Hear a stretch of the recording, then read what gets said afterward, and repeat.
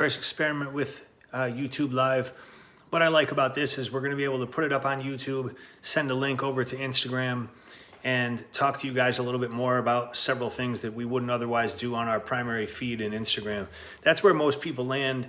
Severe that you miss on both ends of the spectrum, in my opinion. There has to be details, there has to be quality standards, there has to be accountability, and there has to be non-suggestions present. Anything presented as a suggestion without any sort of accountability isn't going to lead to progress. It's just going to lead to experimentation. And we treat how our classes operate much more like a martial arts room. It starts on time. Everybody warms up together. The board is dictated. The warm-up is dictated. Not ad nauseum. I mean, we're not talking to people for an hour and then letting them train for 30 minutes.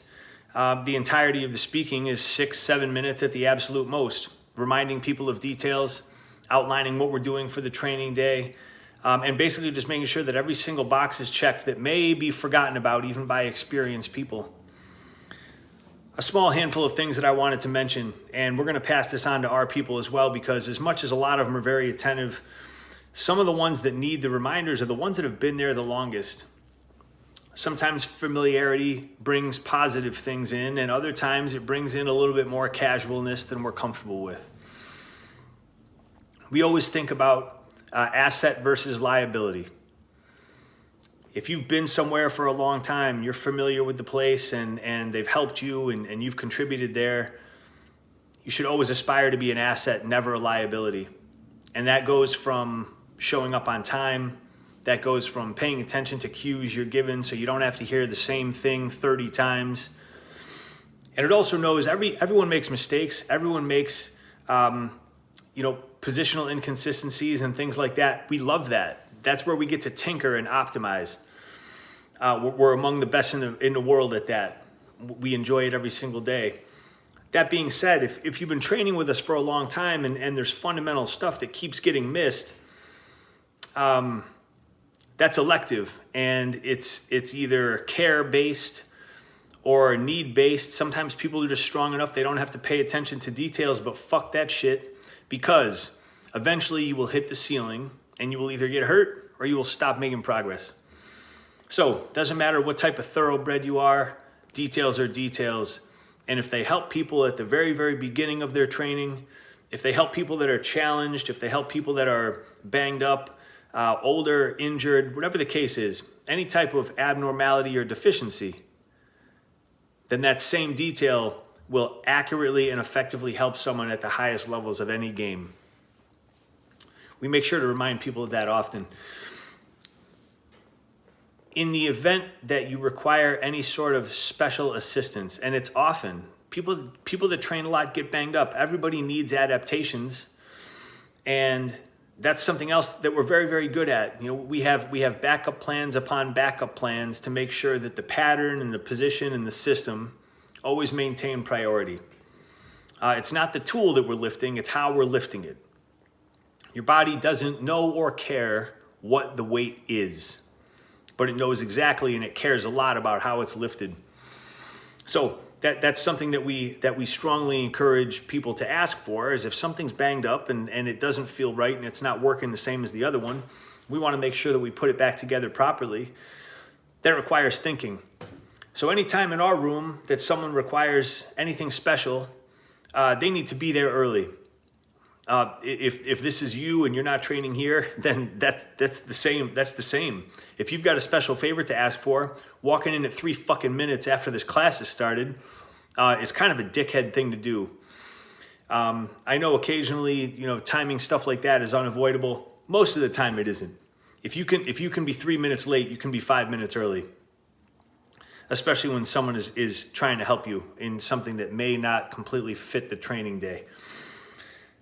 Punctuality is important, accountability is important, and looking out for your training partners is important. We often put on the board and use in our training language, no wiggling, no wandering. What that means is we know exactly what the training days do. They make people tired, they make people better. No stones left unturned when it comes to how we put those things together. So when someone starts just being listless and kind of careless with their movements and stuff like that, we know that's voluntary, that's mental. They've been taught properly, they've demonstrated properly. Now they need to apply properly. And they need to apply properly without being reminded 1,000 fucking times. It's important. Helps keep the room safe, helps keep you progressive, and it honors your training partners, and it honors the process. If there's no designated rest in a piece, well, then you're not resting, you're working. And if you're not actively working, you're strategizing what's next. You pick up your tools, you put them back.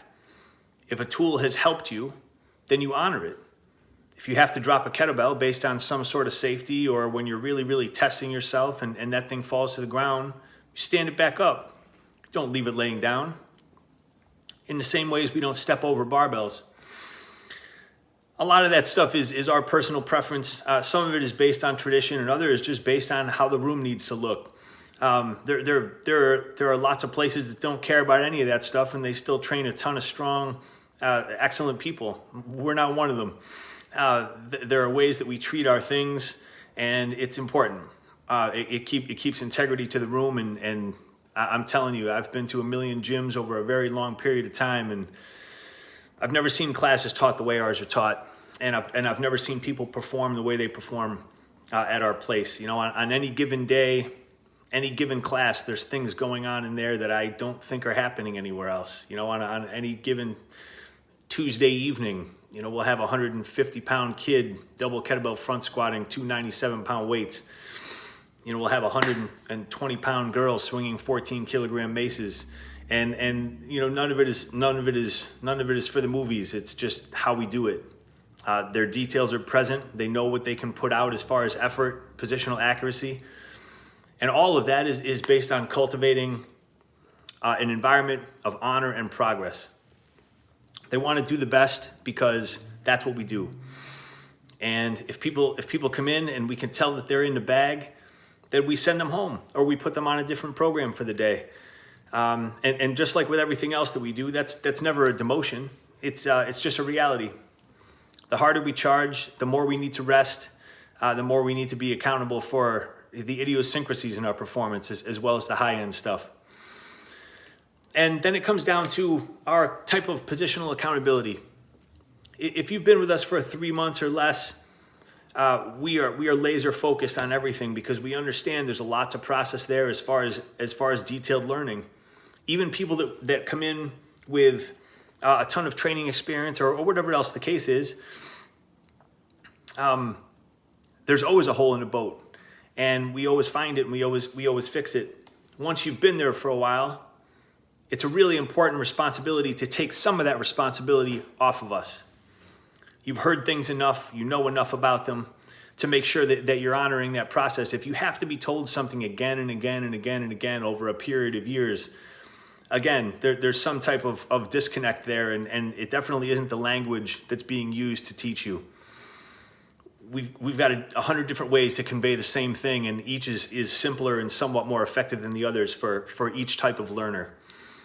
None of that is an afterthought, as it should not be when you walk in the door early for class to pay full attention until that class is out.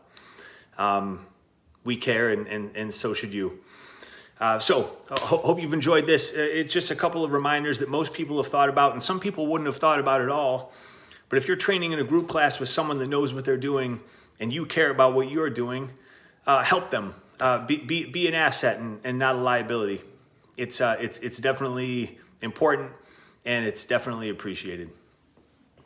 Thanks.